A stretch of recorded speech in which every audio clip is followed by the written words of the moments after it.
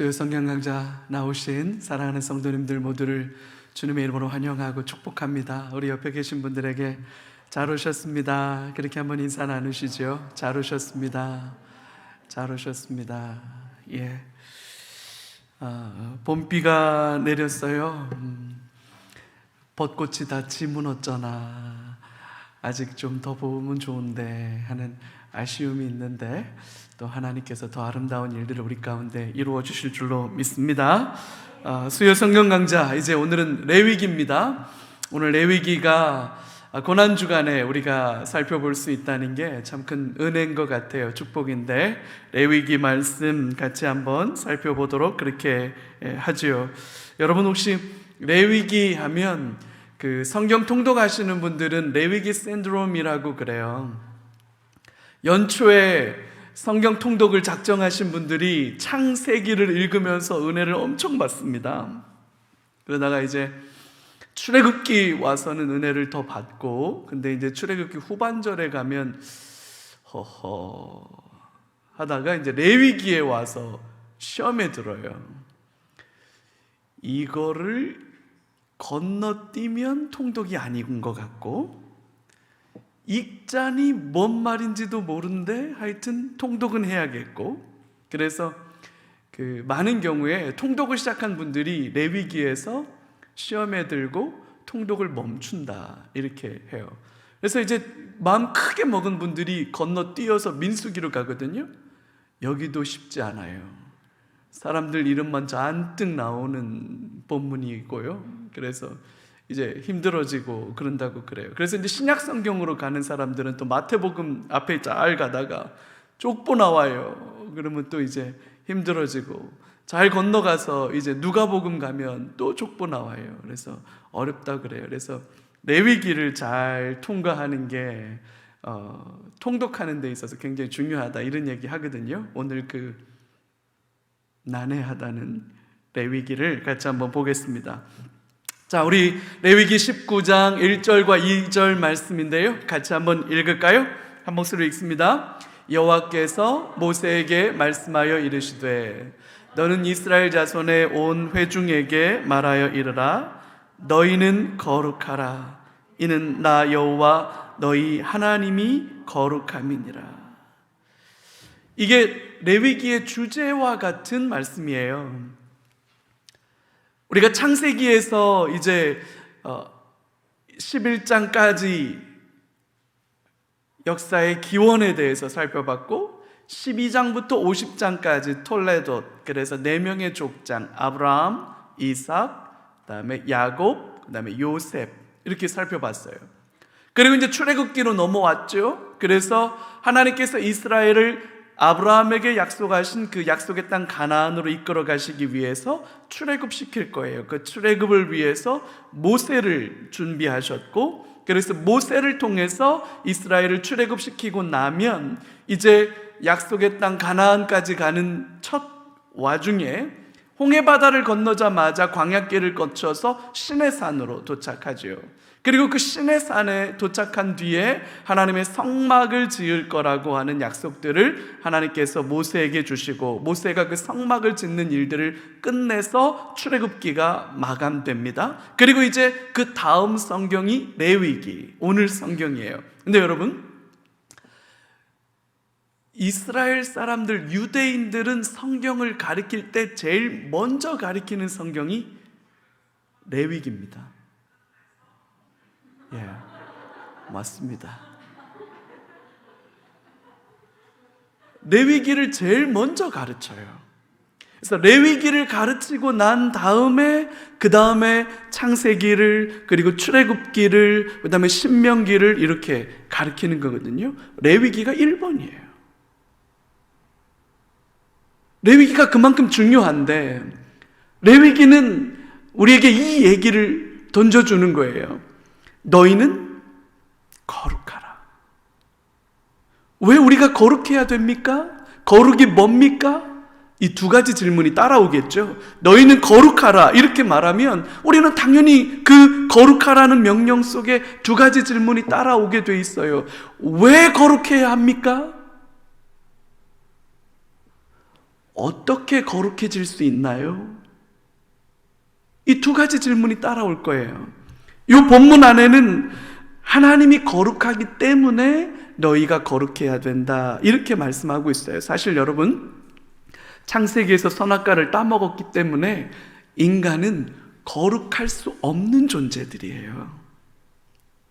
그러니까 태생적으로, 존재론적으로 거룩할 수 없는 존재인데, 이 거룩할 수 없는 존재들을 향해서 너희는 거룩하라 라고 명령하셨기 때문에, 왜냐하면 하나님이 거룩하기 때문이다. 다시 말하면 하나님과 우리는 특별한 관계 안에 있다. 출애굽기 때 말씀드렸죠? 너희는 내 백성이 되고 나는 너희의 하나님이 될 것임이라. 이게 하나님의 비전이에요. 아브라함에게 주셨던 약속이죠. 내가 너로 복이 되게 할 것이다. 그 비전이 출애굽기에서는 너희는 내 백성이 되고 나는 너희의 하나님이 될 것이다. 그러니까 너희가 내 백성 되고 내가 너희의 하나님 된다는 얘기는 결국 너희는 어떻게 되어야 된다? 이제 거룩해져야 된다. 이 거룩해진다라고 하는 말을 성경신학적인 큰 맥락에서 보면 범죄하기 이전에 아담과 하와가 에덴 동산에서 하나님과 함께 누렸던 관계를 회복해야 된다는 말인 거예요. 그게 거룩이란 말이에요. 자, 근데 이미 실패했잖아요. 이미 실패해서 거룩할 수 있는 길이 없거든요. 자, 그러면 거룩할 길이 없는데, 그러나 하나님과 우리와의 그 언약 속에 그 나아가야 되기 때문에 거룩은 해야겠는데, 이제 어떻게 하면 거룩할 수 있을까? 거룩할 수 있는 길이 뭘까를 고민할 수밖에 없겠죠? 그게 레위기인 거예요. 거룩할 수 없는 태생적 한계를 가진 우리가 거룩으로 나아가려면 하나님의 거룩과 우리 사이를 연결해 줄 수 있는 중재자가 필요합니다. 그 중재자가 누구냐? 제사장이에요. 그래서 제사장이 중간에 중재를 해줍니다. 그렇게 해서 거룩을 획득하는데, 제사를 통해서 이렇게 순간적으로 임시적 방편으로 획득한 거룩을 일상에서 계속해서 유지해가는 게 중요하겠죠? 그래서 레위기는 그 두 가지를 다루고 있어요. 가장 핵심적으로. 그래서 레위기를 이렇게 설명하면 좋은데, 모세오경 전체 그림을 설명해 보는 거예요. 여기 창세기가 이렇게 있고 신명기가 이렇게 있어요. 그러면 창세기는 왜 우리가 여기 애굽 땅에 들어와서 살게 되었나를 설명하고 있고, 왜 우리는 가나안 땅으로 가야 하나를 설명하고 있죠. 우리는 누구고, 우리는 어디에 있으며, 우리는 어디로 가야 하는가 라는 질문을 대답해 주는 게 창세기. 그래서 이제 출애굽기는 모세를 통해서 애굽을 떠났어요. 그래서 광야로 들어갔단 말이죠. 그래서 출애굽기가 이 시내산이에요. 이건 지금 시내산이고, 여기 이렇게 친 건 지금 성막을 그려놓은 거예요. 그래서 이 출애굽기는 시내산까지, 그리고 시내산 위에서 시내산 언약이 하나님과 체결되고 시내산 언약의 결과로 성막이 지어지는 데까지, 그리고 이 성막에서 제사제도와 그 제사제도를 집전할 제사장과 그렇게 해서 거룩한 삶을 살아가야 할 때 거룩이란 이런 거야 라고 하는 실제적 삶의 거룩들을 설명해 주는 게 레위기. 그럼 이제 여기에서부터 다시 광야 여행을 시작하는 게 민수기, 그리고 약속의 땅 가나안에 들어가기 직전에 다시 한번 이 출애굽기, 레위기, 민수기의 내용을 확인시켜주는 내용이 신명기. 그래서 이렇게 모세오경이 이렇게 구성되어져 있는 거예요. 그러면 레위기의 구조를 세 개로 똑 잘라보면 이렇게 자를 수 있어요. 첫 번째, 거룩하신 하나님께 나아가는 방법. 그러니까 너희는 거룩하라. 왜냐하면 하나님이 거룩하시기 때문에. 거룩하신 하나님께 나아가려면 어떻게 해야 되는가? 그것이 1장부터 16장까지의 내용이에요. 그리고 16장은 15장까지의 내용이고 16장은 대속죄일, 욤 키프르, 그 대속죄일을 그리고 있고 17장부터 27장까지는 하나님의 백성으로 거룩하게 살아가는 구체적인 방법들, 이렇게 구성되어져 있어요. 그러니까 레위기는 하나님께 거룩한 하나님 앞에 나아가려면 어떻게 해야 되나? 그 질문 속에 세 가지를 다루고 있어요.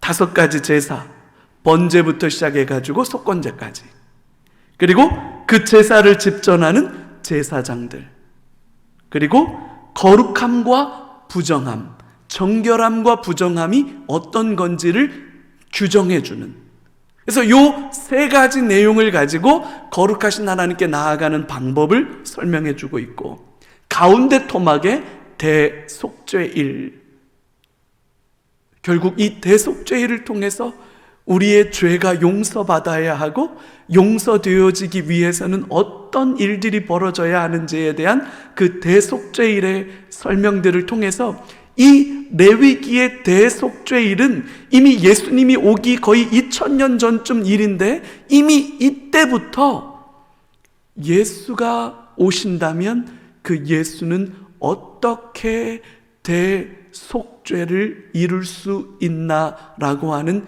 전망이 이미 대속죄일에 다 담겨 있는 거예요. 그러니까 어느 날 갑자기 예수님이 오셔서 그렇게 한 게 아니라 이것은 하나님의 지혜와 경륜 속에 예정되었던, 예고되었던 하나님의 일들이 벌어진 거죠. 그리고 이제 17장부터 27장까지는 크게 4개로 나누어지는데, 일상에서 이스라엘 백성들이 거룩을 살아내기 위한 방편들은 어떤 것이 있나 17장부터 20장까지, 그리고 제사장들을 다시 한번 제사장들이 어떻게 그 중재자로서의 역할을 감당할 것인지에 대한 이야기들이 21장에서 22장까지, 그리고 절기들, 이스라엘이 지켜야 되는 절기들에 대한 설명이 나오고, 26장과 27장에는 이 모든 거룩에 대한 명령을 지키고 순종하면 하나님이 이스라엘을 복 주시겠다라고 하는 순종에 대한 약속과, 너희들이 이 약속에 순종하지 않으면 하나님이 무서운 책망과 심판으로 너희들을 혼낼 거야. 그렇게 혼내는 이유는 너희가 돌아오기를 바라기 때문이지, 그래도 말을 안 들으면 더 무섭게, 7배나 더 무섭게 혼낼 거야. 그때라도 회개하고 돌아오면 회복시켜 주지만 여전히 버팅기면 7배나 더 무서운 징벌이 따라올 거야. 그 징벌의 끝이 뭐냐? 너희가 열국 가운데 흩어지게 될 거야. 결국 이미 레위기에서 이스라엘이 포로로 끌려가게 될 것들에 대한 비관적 절망이 레위기에도 나와요. 그러니까 인간으로서는, 사람들의 열심으로서는 구원의 길이 있다 없다. 레위기가 하나님께 나아가는 길을 일러주고 있지만, 레위기의 끝에 가서 결국 레위기는 뭘 말해주고 있냐면, 그래도 너희는 아마 실패할 거야. 그러면 레위기가 실패로, 그게 결국엔 결과적으로 실패로 끝날 거라면 하나님은 플랜 B를 가동하실 수밖에 없는 거죠. 계속해서 결코 실패하지 않을, 결코 좌절하지 않을, 저와 여러분들이 저항하고 불순종하고 거부한다 할지라도 저항할 수 없고 거부할 수 없고 외면할 수 없는 확실한 구원을 하나님은 준비해 가시겠구나. 사실 그게 구약의 가장 중요한 주제잖아요. 결국 구약은 실패한 이스라엘로 끝나요. 말라기가. 실패한 이스라엘. 그럼 이제 어떻게 하면 좋지? 절대로 실패하지 않을 하나님의 구원 계획이 실행됩니다. 때가 참해. 그래서 신약의 예수님의 공생애를 시작하기 바로 직전에 선포되는 첫 마디가 때가 참해. 그렇게 시작하는 거예요. 회개하고 회개하라. 천국이 가까이 왔느니라. 그러니까 예수의 구원은 결코 실패할 수 없는 완벽한 구원. 그래서 작년에 혹시 기억나셔요? 칼빈주의 5대 교리 중에 저항할 수 없는 은혜, 불가항력적 은혜, 혹시 기억나세요? 우리는 하나님의 은혜가 임할 때 우리는 저항하거나 거부할 수 없습니다. 하나님의 주권적 섭리와 하나님의 주권적 은혜로 우리는 우리 안에서 역사하신 성령의 역사로 우리는 뒤집어질 수밖에 없는 은혜를 입은 거예요. 그게 예정이라고 말하는 거고 그걸 선택이라고 말하는 거예요. 오늘 이제 그 레위기를 통해서 그 내용을 같이 한번 살펴보죠. 첫 번째 나오는 내용이 5가지 제사 제도에 대해서 설명하는데 이렇게 정리해 볼 수 있어요. 번제, 소제, 화목제는 하나님과 교제 중에 있을 때 하나님께 나아가는 제사입니다. 속죄제와 속건제는 하나님과의 교제가 단절되었을 때 하나님과의 교제를 회복시켜주기 위한 제사입니다. 그래서 5가지 제사가 그 기능과 역할이 달라요. 하나씩 살펴보죠. 첫 번째는 1장에서 번제를 다루고 있어요. 번제, 태워서 다 태워드린다. 그래서 번제, 그런 뜻이에요. 제물들이 제가 될 때까지 전부 다 태워드리는 제사로 완전한 헌신을 의미합니다.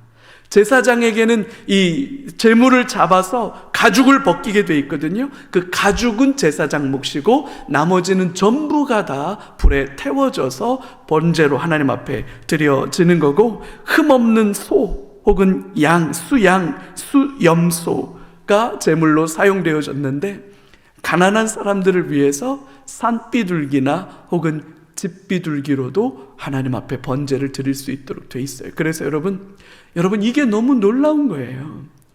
고대 종교 의식에서 여러분 가난한 자들에게도 길이 열려져 있는 종교가 없습니다. 없어요.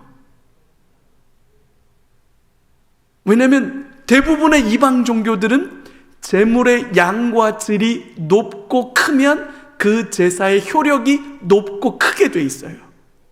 얼마나 많은 희생제사를, 얼마나 값진 희생제사를 드렸느냐에 따라서 그 제사의 질이 결정된다, 이런 생각에 모든 이방 종교가 다 그래요, 여러분. 근데 여러분, 성경은 수소로 드린 제사와 집비둘기 새끼로 드린 제사의 효력이 동일합니다. 차이가 없어요.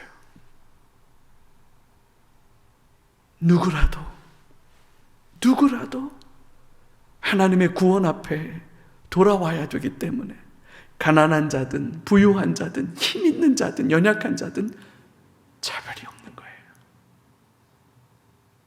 번제 안에 이미 이 가난한 자들을 위한 제사가 들어져 있죠. 두 번째, 레위기 2장에 가면 소제라고 하는 것은 곡식으로 드리는 제사예요. 유일하게 곡식으로 드리는 제사로 감사의 의미를 주로 담고 있어서 독립적으로 곡식으로만 제사를 드릴 수도 있어요. 가난한 사람들은 재물이 없을 때 이 곡식 가루만으로 제사를 드릴 수 있도록 하나님 허락해 주셨어요. 대부분의 경우는 이 소제는 다른 제사와 함께, 곡식으로 드리는 제사는 다른 제사와 곁들여서 드리는 제사의 의미가 컸죠. 그래서 이 제사를 드린다는 의미로 노동의 아름다운 결실을 기쁨으로 드리는 그 의미가 큰 제사가 소제입니다. 자신의 물질적인 소유 모두가 여호와께 속하는 것임을 인정하는 제사로 곡식 가루를 곱게 빻아서 그 가루로 드리거나 아니면 그 곡식 가루를 가지고 떡을, 우리말로 빵을 이렇게, 사실 이 사람들 먹는 음식으로 하면, 우리말로 번역하면 떡이라고 번역해도 조금은 좀 그렇고 빵이라고 번역해도 좀 그래요. 왜 우리 이렇게 밀가루 전병 같은 그런 형태의 그 음식이기 때문에 우리말로는 정확하게는 이 떡이라고, 우리말 성경에는 떡이라고 번역을 했는데, 얼마 전에 우리 소천하신 이어령 박사님께서 사실 우리 근현대사의 한국의 최고의 지성 중에 한 분이라고 그렇게 했잖아요. 그분이 이제 문학가이시기도 하고, 그분은 이제 이렇게 말을 했어요. 이 떡이라고 번역한 것이 조금은 아쉽다. 왜냐면 한국 사람들에게 떡은 잔치 음식이에요. 근데 이 아르토스라고 하는 이거는 일상 음식이에요. 좀 더 우리말에 가깝기로는, 의미로 가깝기로는 밥이 가까워요. 밥이. 근데 형태로는 떡에 가까워요. 그래서 우리말 번역에서는 형태가 떡에 가깝기 때문에 이 사람들이 먹는 이 전병같이 생긴 요 밀가루 반죽, 밀가루로 구워 만든 이게 떡에 가깝기 때문에 우리는 이걸 형태를 중요하게 생각해서 떡이라고 번역을 했지만, 사실은 이건 떡이라기보다는 이 밥이라고 의미를 살려서 번역했더라면 좀 더 나았을 텐데 라고 하는 글을 발표한 적이 있어요. 그걸 보면서 이걸 가지고 업을 삼아서 신학만 연구하는 분들도 참 하기 어려운 이야기를, 이쪽 동네 주 연구도 아니신 분들이 이렇게 그럴듯하게, 너무 그럴듯하게 해놓으면 이쪽 동네 연구하고 사는 사람들은 뭐 먹고 사나. 하나님 참 불공평하다. 그냥 문학만 잘하시면 더 좋았을 텐데 그런 생각이 그냥 혼자서 그분의 글을 읽으면서 아이고야, 이분은 못하는 게 도대체 뭔가 이러면서 이러던 글이 생각이 나요. 소제라고 하는 이 밀가루, 이 곡식 가루로 만든 제사, 그게 이제 두 번째 제사로 레위기에서 설명되고 있는 거고, 세 번째 제사가 화목제예요. 3장에서는 화목제를 다루고 있는데, 화목제라고 하는 말 그대로 fellowship offering, 그래서 하나님과 우리 사이를 화목하게 하는, 친목을 도모하는, 관계를 증진시키는 그런 제사예요. 그래서 감사와 찬양과, 그리고 제사를 드리는 사람들이 함께 이 제물을 나누어 먹도록 돼 있어요. 다른 제물들은 다 제사장들만 먹거나 아니면 아예 갖다가 다 불태워버리거나 그렇게 해야 되는데, 이 화목제는 제사를 드리는 그 제주와 그 다음에 함께하는 사람들이 함께 나누어 먹을 수 있는 거예요, 이 제물을. 그래서 화목제는 그런 의미로 드려졌기 때문에 개인적으로 화목제를 드리는 세 가지 유형이 있는데, 하나님 앞에 감사한 일이 있을 때 감사제를 드리고, 서원한 일이 있을 때 서원제를 드리고, 낙헌제를 드릴 때 이 감사 화목제를 드립니다. 공동체적으로도 화목제를 드리는 경우가 있는데, 언약을 갱신하거나 왕이 즉위를 하거나 성전이 봉헌되었을 때 대규모 화목제를 드리고 그 음식을 서로 나누어 먹으면서 잔치를 벌이는 그게 있죠. 우리 교회가 사실은 주일날 이렇게 점심을 나누어 먹는 게 우리 교회에는 참 큰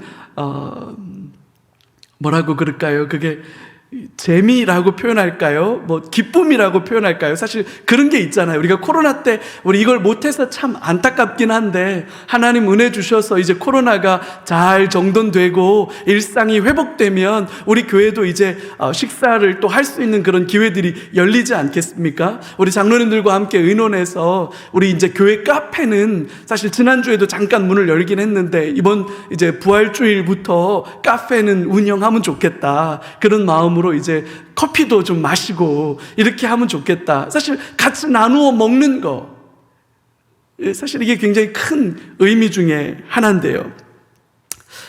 5가지 제사 중에서 유일하게 제물을 드리는 사람이 이웃과 함께 그 제물의 일부를 나누어 먹을 수 있는 그런 제사가 화목제입니다.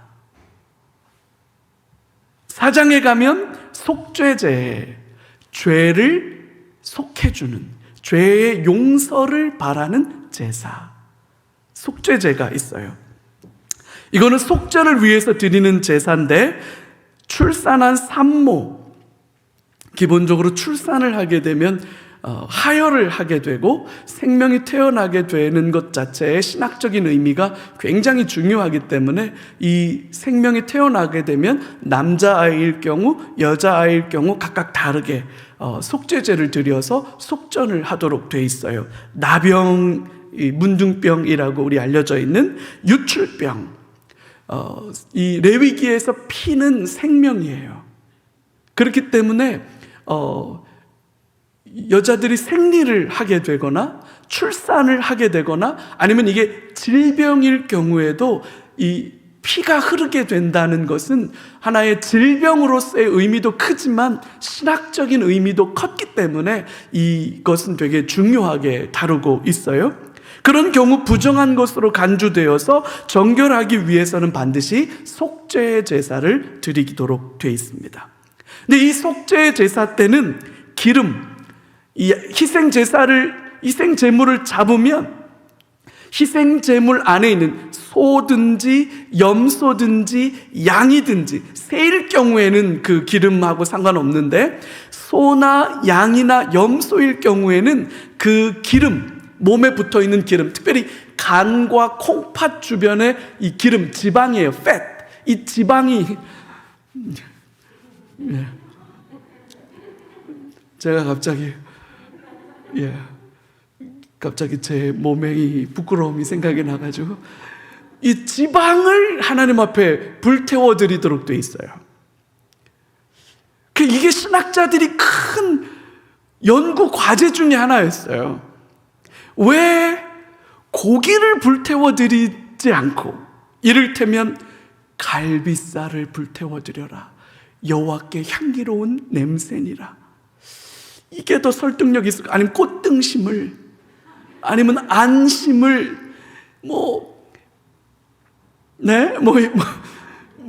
삼겹살을 이렇게, 돼지는 안 되죠. 돼지는 안 되니까. 이렇게 했으면 우리가 훨씬 더 설득력이 있었을 텐데, 하나님은 뭐라고 말씀하셨냐면, 꼭 기름 불태워라고, 기름. 그리고 나머지 고기는 뭐 하느냐? 고기는 제사장들의 몫이에요. 그래서 기름만 죄에 모아가지고 기름을 불태워 드리게 돼 있는데, 왜 기름을 불태우라고 그랬을까? 왜 기름을 하나님께 번제로 불태워 드리라고 그랬을까요? 왜요?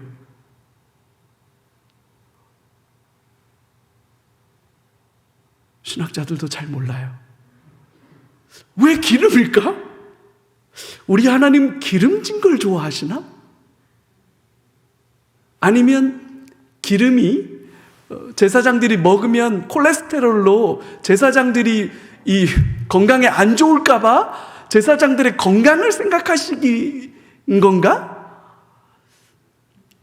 사실 성경 안에서 왜 기름을 하나님께 드리라고 했는지는 명확하게 지금까지 몇 가지 이렇게 설명 가능한, 예를 들어서 아마 냄새와 관련이 있을 거다. 그러니까 트랜스팻, 왜 그 빵집에 가면 그 고소한 냄새 나잖아요. 그게 트랜스 지방이거든요. 지방이에요, 지방.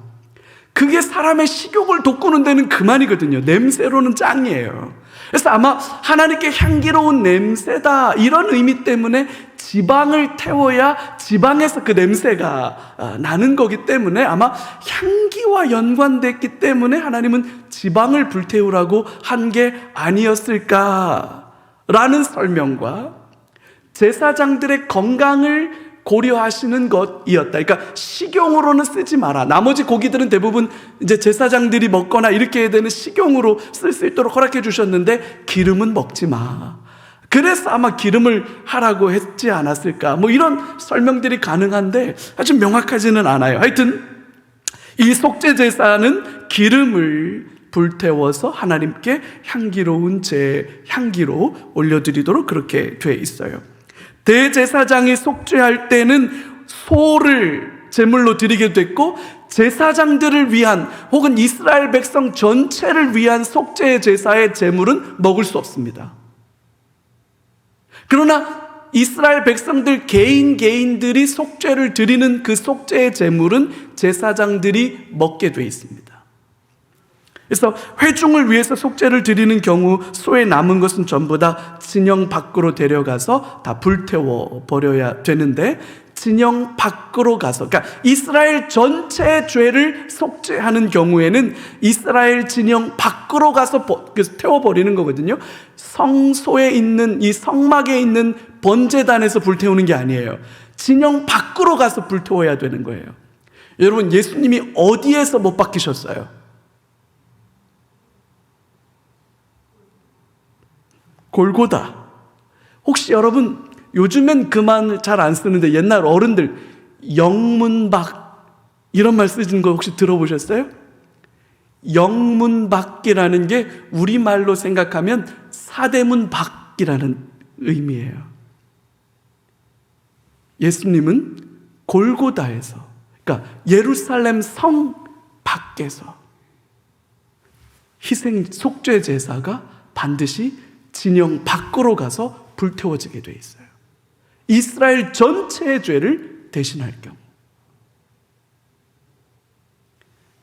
이 레위기 안에 들어와 있는 제사제도 하나하나가 전부 다 예수의 죽으심을 향한 예표예요.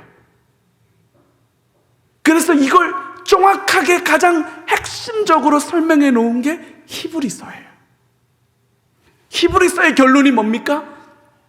제사는 제사장, 제물, 그리고 제사를 집전하는 그 실제 제사, 이 세 가지가 중요한데, 구약에는 제사장도 불안정하고 제물도 불안정하고, 불안정한 제사장과 불안전한 제물로 드리는 이 제사의 효력도 불안전하기 때문에 제사를 매일같이 혹은 매년 반복해서 제사를 드릴 수밖에 없었다는 거잖아요. 그게 구약 제사가 가지고 있는 한계라는 건데, 그게 레위기가 가지고 있는 명백한 한계들이죠. 그러나 이것이 죄 있는 인간이 하나님 앞에 거룩을 가지고 나아갈 수 있는 유일한 길이기 때문에 하나님은 그것을 임시 방편으로 주셨던 거예요. 근데 그래서 히브리서에 가면 이것을 설명합니다. 그래서 제사장, 새로운 라인의 제사장이 오셨다. 아론 라인의 제사장, 아론 가문, 그 아론 가문의 제사장들이 흠이 있어서 안 된다. 그래서 결국 새로운 제사장 라인을 타고 제사장이 새로 오셨다. 창세기에서 봤죠? 살렘 왕 멜기세덱. 10분의 1을 받는 건 누구만 받는 거냐면 제사장만 받는 건데, 이 살렘 왕은 아브라함에게서부터 10분의 1을 받죠. 그럼 이 살렘 왕 멜기세덱이 뭐란 얘기예요? 왕이자 제사장이란 얘기거든요.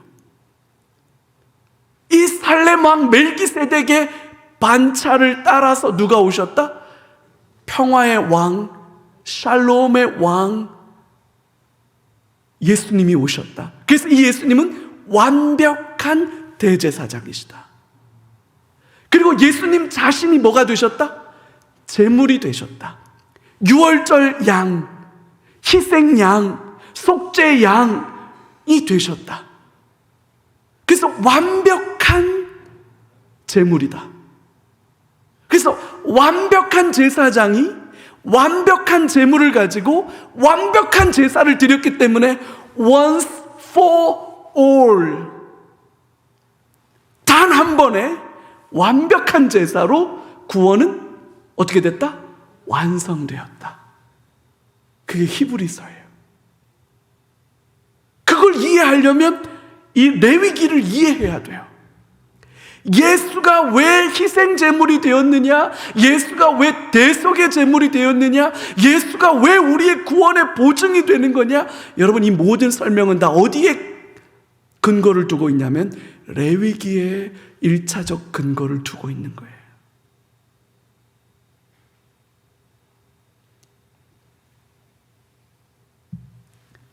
마지막 5번째는 속건제.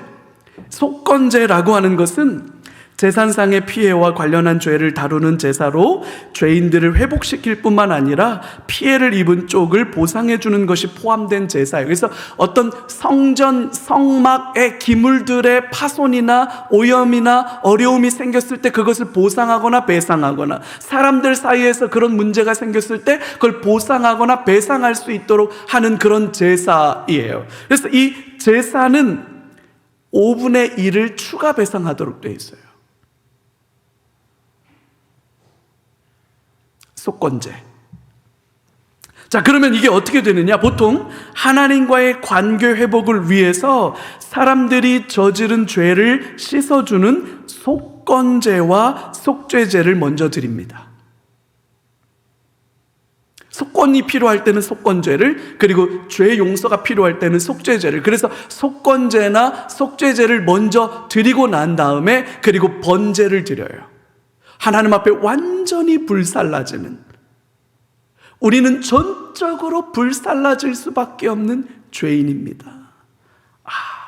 아무런 대안이 없습니다. 아무런 가능성이 없습니다. 그래서 번제를 드리고 마지막으로 화목제를 드리는 거예요. 하나님과 화목하게 되었다.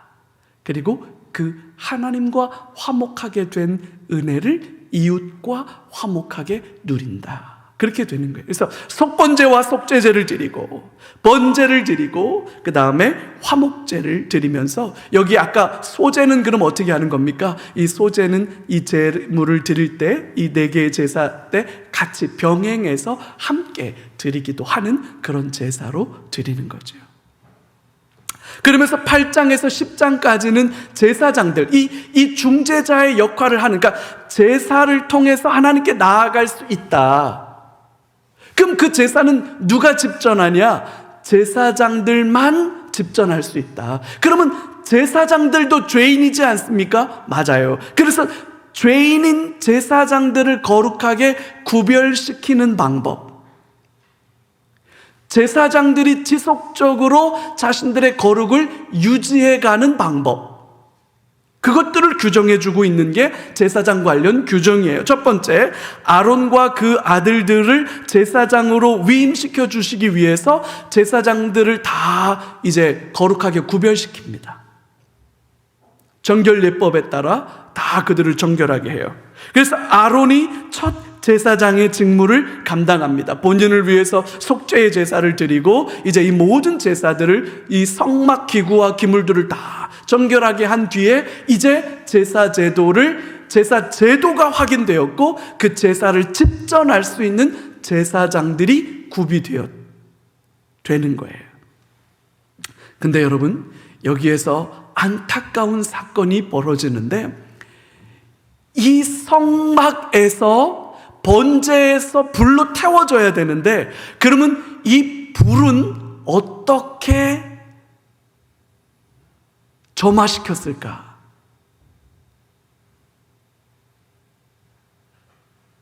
라이터, 성냥, 아니면 막 이때는 막 이렇게 막 겁내 비벼가지고 부싯돌, 사람이 만든 불로 사용되지 않았습니다. 하나님의 불이 임했습니다. 사람으로서는 할 수 없는 겁니다. 그 첫 제사를 위해 하나님이 하늘로부터 불을 내려주셔서 이 번제를 시작하게 하셨고, 그렇게 시작된 이 불꽃은 꺼지지 않도록 제사장들이 책임을 다해서 이 불꽃이 꺼지지 않게 관리했어야 됩니다. 이 불이 아니면 다른 불로는 제사를 하면 됩니까? 안 됩니까? 안 됩니다. 근데 아론의 첫째 아들과 둘째 아들이 나답과 아비후예요. 이 나답과 아비후가 하나님이 규정해 준 방법대로 제사를 드려야 돼, 그 불을 드려야 되는데 자기들의 방식으로 다른 불을 가져다가 제사를 드리려고 하다가 그 불에 타 죽습니다.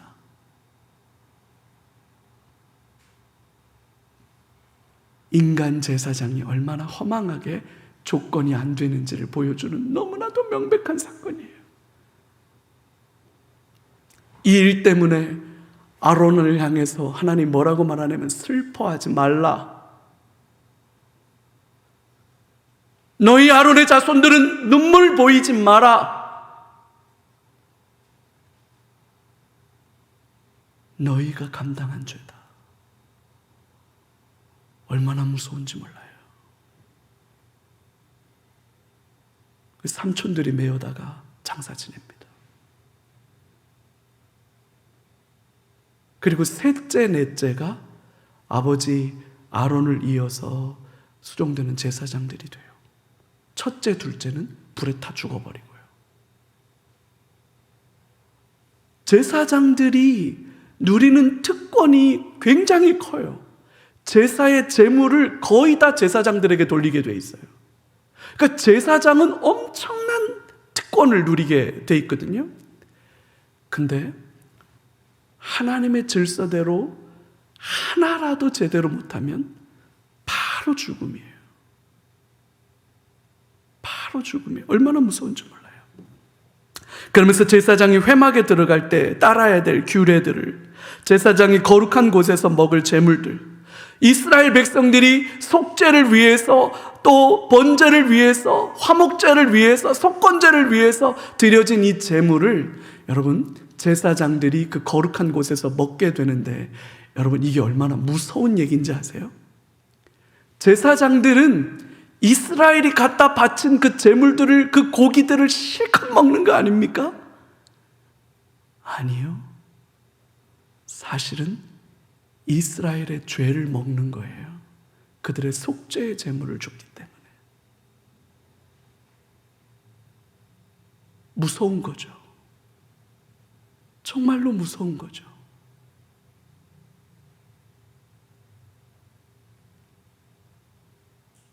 제사장들이 그 고기를 먹을 때마다 나는,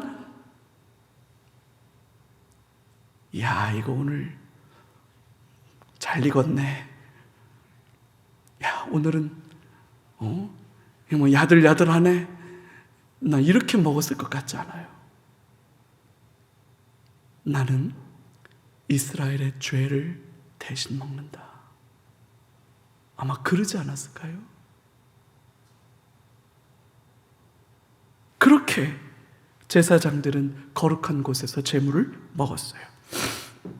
그러면서 11장에서부터 15장까지는 이제 정결과 부정, 그래서 우리로서는 이게 기준이 정확하게 뭘까 궁금하기도 하고, 하나님이 되새김질하는 것, 쪽이 갈라진 것, 가축 중에는, 짐승 중에는, 곤충 중에는, 새들 중에는, 물고기들 중에는 뭐 이렇게 정결한 것과 정결하지 않은 것들을 딱 나누어서 거룩한 것과 부정한 것들을 딱 나누어 주십니다. 그러면 이스라엘 백성들은 이렇게 하나님이 딱 갈라주셨기 때문에 이스라엘 백성들은 기본적으로 무슨 생각을 하고 살길 수밖에 없어요? 기본적으로 우리는 막 먹고 사니까 그런 고민 안 하지만 이스라엘은 저거 먹어도 돼? 먹으면 안 돼? 정결한가? 부정한가? 늘 이거를 물으며 살아갈 수밖에 없죠. 그걸 묻게 만들어 놓은 거예요, 하나님은. 이건 정결한 거야, 부정한 거야 라고 하는 고민을 늘 마음에 담고 살아야 돼요. 이제 어떻게 하면 되지? 이걸 부정하면서 정결함으로 가려면 손을 씻어야 돼, 옷을 씻어야 돼, 목욕을 해야 돼, 옷을 갈아입어야 돼, 속죄의 제사를 드려야 돼, 번제를 드려야 돼, 속건제를 드려야 돼. 결국 이스라엘 백성들의 삶에 이스라엘 백성들은 결국 무슨 고민을 하면서 살아갈 수밖에 없어요? 거룩한가 거룩하지 않은가 라고 하는 고민을 늘 하며 살아갈 수밖에 없는 거죠. 그럼 이스라엘 백성들의 삶을 규정하는 딱 한 가지의 단어를 말해보시오. 그렇게 말하면 여호와께 성결, 여호와께 거룩. 하나만 딱 말하라 그러면 카도시, 거룩. 이스라엘의 삶은 그 거룩으로 형성되는 거예요. 거룩.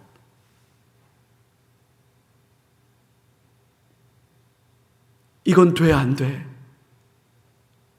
내가 부정해졌으니까 어떻게 하면 돼? 이걸 늘, 그래서 아마 유대인들은 레위기부터 공부시키는 걸 거예요. 그게 출발이니까. 해도 되는 일인지 아닌지, 우리 늘 얘기하는 것처럼 예수님이라면 어떻게 하실까를 묻고 살아야 되는데, 우리는 너무 그런 질문 없이 내 생각과 내 판단에 사로잡혀서 살아가는 것은 아닌지 우리 돌아볼 필요가 있어요. 산후정결, 애를 낳고 난 뒤에 전염성이 있는 피부병, 그래서 나병을 진단하는 여러 가지 사례들을 꼼꼼하게 케이스 바이 케이스로 다 설명해 줬어요. 그래서 제사장이 판별하고 제사장이 진단해서 결국 이스라엘은 뭐를 중심으로 살아갈 수밖에 없느냐? 성막과 제사장을 중심으로 이스라엘은 살아가게 되는 거예요. 모든 일들을 그들의 카운셀링을 통해서 하나님을 중심에 놓고 거룩이라고 하는 가치만을 추구하면서 살아가도록 하나님은 이스라엘을 이렇게 형성해 놓은 거예요. 왜? 너희는 내 백성이 되고 나는 너희의 하나님이 될 것이다. 너희는 모든 민족들에게 복이 될 것이다. 그게 하나님의 꿈이에요. 16장에 가면 속죄일, 1년에 단 한 번 대제사장이 속죄소에 들어가서 이스라엘 전체를 위해서 속죄의 제사를 드립니다. 여기 사진에 나오는 것처럼 이렇게 나팔을 뚜 하고 뿔나팔을 불게 돼 있어요. 그래서 욤키푸르라고 그래요. 욤키푸르. 요벨이라고 하는 나팔이거든요, 이게. 그래서 나중에 희년이라고 할 때 주빌리라고 하는 이 단어가 이 요벨이라고 하는 이 뿔나팔에서 나온 말이에요. 7월 10일, 일곱째 달, 열째 날, 욤키푸르 대속죄일, 이스라엘 모든 백성들이 다 나오고 제사장이 이스라엘 모두를 위해서 속죄의 제사를 드려요. 1년에 한 번 이스라엘 백성들은 그 자리에 모여서 우리는 용서받을 죄인입니다. 하나님, 우리를 용서하소서. 이게 이스라엘이에요, 여러분. 우리가 고난주간 주님의 십자가 앞에 나와서 내 죄입니다, 내 죄입니다 라고 고백하며 우리 자신의 가슴을 찢고 엎드려야 되는 이유가 여기 있는 거예요. 예수 그리스도의 죽음을 이해하는 결정적 배경이에요. 아사셀을 위한 염소, 그래서 2마리의 염소를 속죄의 희생 제사를 드리도록 되어 있는데, 하나는 제사장이 잡아서 그것을 시은 보좌, 지성소 안에 그 시은좌 앞으로 가서 거기다가 그 피를 발라서 속죄의 제물을 이렇게 주님 앞, 하나님 앞에 드립니다 라고 해서 그 시은좌 앞에 뿌리게 돼 있고, 또 한 마리의 양은 광야로 데리고 가서 아사셀을 위한 양이다. 그래서 아사셀을 위한 양으로 보내게 돼 있거든요. 세례 요한이 예수님을 볼 때 이렇게 말해요. 보라, 세상 죄를 지고 가는 하나님의 어린 양이다. 그래서 예수님은 이 2가지 속죄의 순염소의 역할을 다 하신 거예요. 마치 유월절의 양처럼 희생의 제물로 죽어져서 그 피가 문 기둥에 발라졌지요. 그것처럼 예수님은 십자가에 달려서, 그 나무에 달려서 그 피로 그 나무를 적신 거지요. 뿐만 아니라 예수님은 아사셀을 위한 양처럼 영문 밖으로 가서 그 아사셀의 양처럼 이 희생의 제물로 드려지게 된 거예요. 예수 그리스도께서 죽으심으로 사람들의 죄가 그분에게 옮겨지고 사람들은 죄에서 벗어나게 된다. 이 아사셀의 염소, 이 희생 속죄 제물에게 이스라엘의 모든 죄가 다 전가되는 거예요.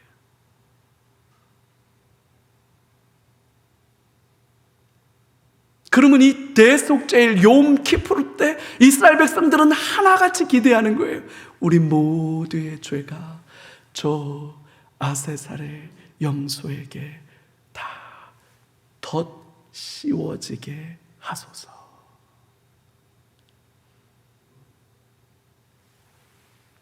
엘리 엘리 라마 사박다니, 나의 하나님 나의 하나님 어찌하여 나를 버리시나이까.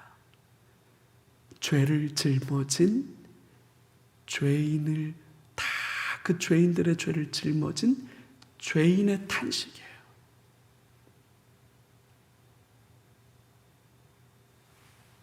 속죄일의 마지막 순서로 제물인 수소와 염소를 진 밖에서 불태운 것, 이게 속죄일, 이게 레위기 16장이에요.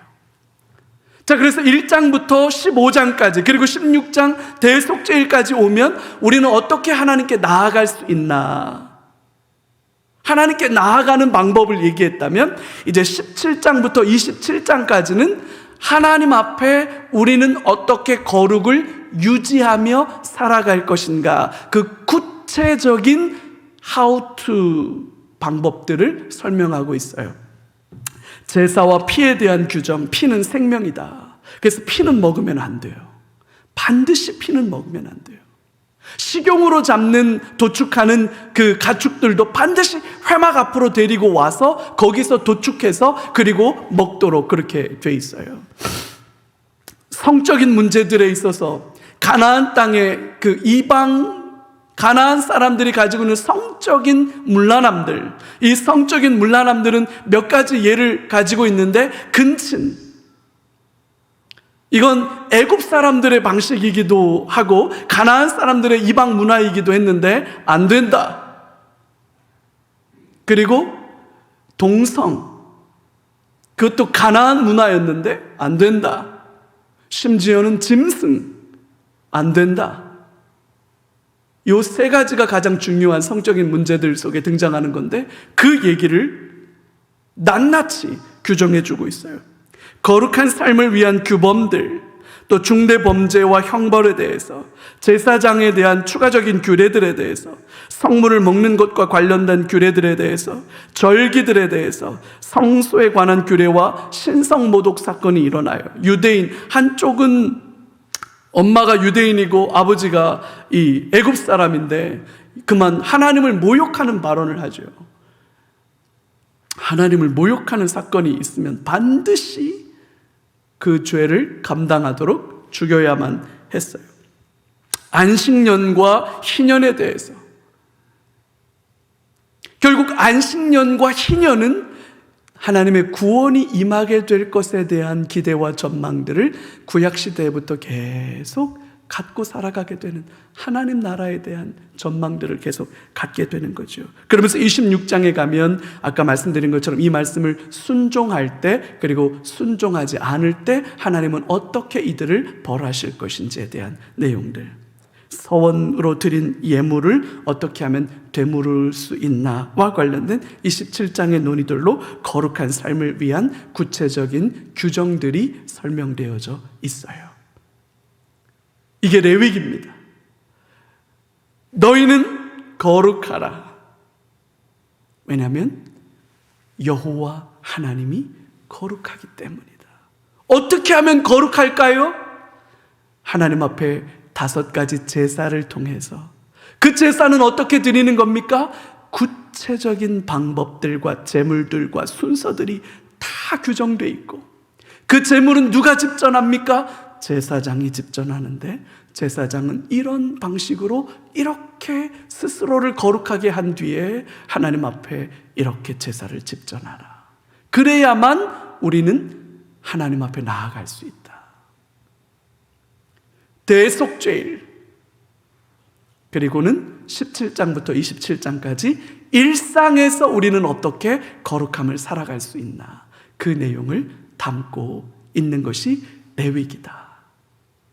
자, 이렇게 이제 레위기를 말씀을 드릴 수 있습니다. 자, 오늘 이제 돌아가셔서 레위기를 다시 읽으셔도 좋고, 아니면 이미 레위기를 읽으셨다면 이제 다음 주에는 민수기 같이 읽고 같이 오셨으면 좋겠습니다. 우리 같이 한번 우리 이 찬양 같이 한번 고백할까요?